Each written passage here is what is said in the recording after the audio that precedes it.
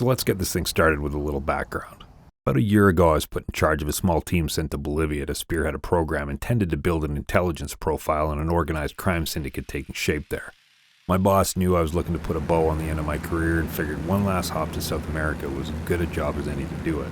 Nomad and his crew were already committed in the South Pacific on some super secret mission nobody seemed to give a fuck about on some mysterious island that didn't officially exist. So other than some classified reports on their last stretch in Bolivia, there's very little information for us to work from. We were essentially starting from scratch and going in blind.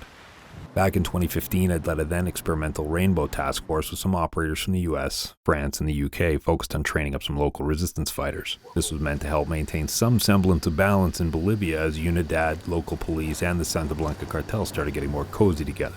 So based on that, I was considered uniquely qualified to take point on this new initiative in support of the CIA program already in place. From that group I'd worked with previously, I was able to choose a few guys I'd enjoyed working with who were still on the job with their respective teams. Nick Mailhot, who we called Hotmail, was a medic from the GIGN. Ryan Tucker, or BLT, from Delta was our comms tech guru. And William Cox, who we called Wax, brought his linguistic skills, among other things, from the SAS. As for me, I was just in charge, so my contribution to the team was a kick-ass beard. We were all at that point in our career where we were looking for the door and agreed a little light-duty out-of-sight intel collection was as good a way as any to get there. The final selling point was that guys who came out with a tan generally secured the higher-paying civilian contracts. Except for Rob O'Neill, but then again that ginger didn't need a tan, what with the Osama bin Laden kill shots in his back pocket.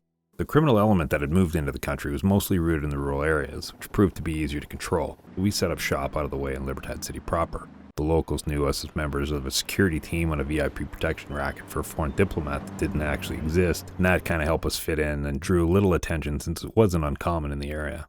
Every morning we'd go out to grab a fresh breakfast of empanada fritas and appy, chit-chat with the shopkeepers, and sometimes play guns with the kids in the school playground behind our place before class started. We were well established in the area and had a great network of locals that kept us appraised of what was going on around us. This crime syndicate that had moved into the rural area was initially believed to be a hodgepodge of international elements that had broken away from their respective organizations, but in making us believe this, their first act of deception had totally thrown us off. In the words of Sun Tzu, be strong but feign weakness. There's no other way to say it. We'd gotten complacent and we fell for it. And let me tell you, we only let that happen once, but that was the time that it mattered most. In the first month, we'd stuck our fingers in the noses of 5 real low-level pill pushers, thinking this would get us some usable data to get started.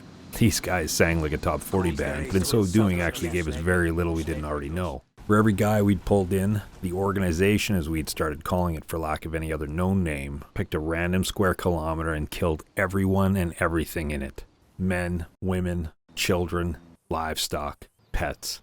In one area of La Cruz, they started a forest fire and killed anyone who tried to put it out as it destroyed dozens of homes and killed at least 100 people. I still go back there when I need a reminder of what we're up against. This scorched earth style campaign was pointed straight at us. They didn't want anyone interfering in their operations, and they were willing to go to extreme lengths to punish the locals anytime someone did.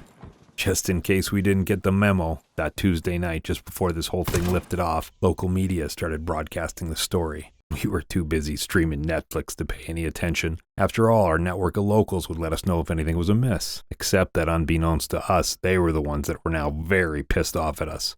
Word of mouth started to circulate as people were able to start connecting the dots. Meanwhile, Karen Bowman, our handler from the CIA, who had also held the leash on Nomad's team, was also pulled for a high-level meeting, effectively moving her out of the way of the shit sandwich that we were about to have shoved down our throats sideways. At the time, there was no way for us to know our culpability for the degeneration of our tactical situation, and it was going to take us a while before we figured it out.